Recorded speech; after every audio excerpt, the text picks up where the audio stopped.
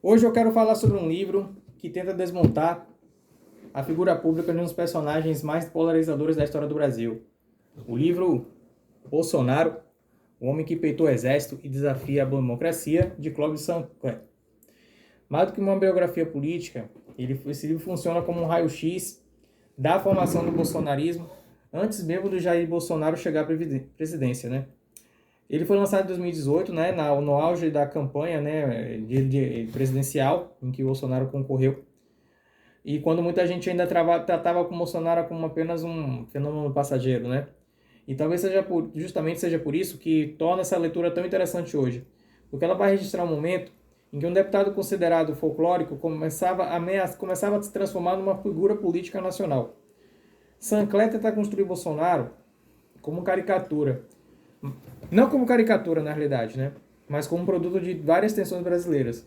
O ressentimento da política tradicional, a nostalgia militar, o discurso antipetista, o conservadorismo moral e a revolta popular contra instituições desacreditadas. O autor mergulha na infância humilde, na passagem pelo exército, principalmente no episódio envolvendo sua ruptura com os militares. Algo que muita gente desconhece, né? E olha apenas para a imagem pública do ex-presidente.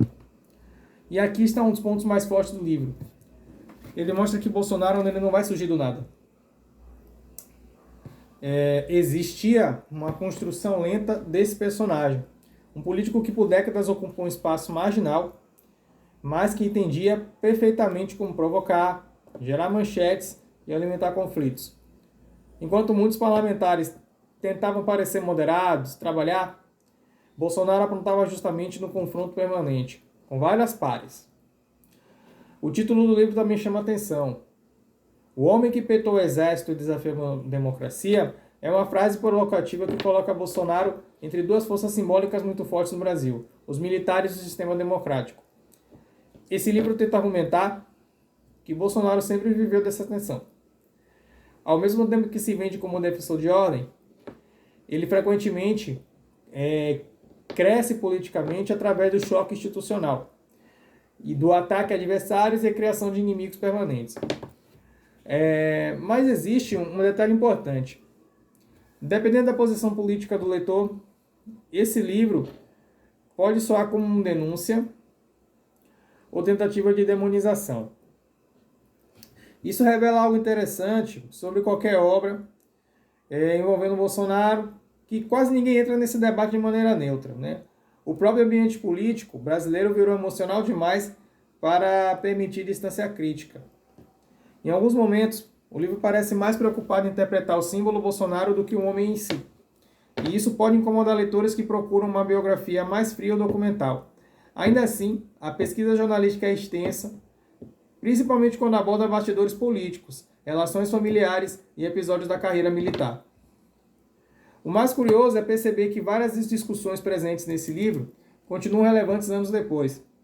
Radicalização política, ataque nas instituições, polarização digital, influência das redes sociais e a transformação política da guerra cultural, já dito em outros livros sobre Bolsonaro. O Brasil, escrito por Sancler em 2018, parece em muitos aspectos o mesmo país tensionado que continua dividido até hoje. Discussões sobre democracia, ruptura institucional e radicalização seguem dominando o debate público brasileiro. Talvez o grande mérito dessa obra seja justamente independentemente desse, né? De concordar ou não com Bolsonaro, você não precisa concordar com ele ou não. O livro ajuda a entender que ele conseguiu mobilizar muita gente, porque fenômenos políticos dessa magnitude não aparecem apenas por acaso. Eles revelam rachaduras profundas na sociedade. No fim, esse livro não é apenas sobre Jair Bolsonaro, é também sobre o Brasil, que permitiu sua ascensão, sobre o desgaste das instituições e sobre como o sentimento de revolta pode transformar figuras improváveis em líderes nacionais. E talvez a pergunta que, depois dessa leitura que se faz, o que ainda irá fazer, seja mais desconfortável. Bolsonaro criou o Brasil polarizado ou o Brasil polarizado criou o Bolsonaro? Deixa aqui nos comentários. E até o próximo vídeo.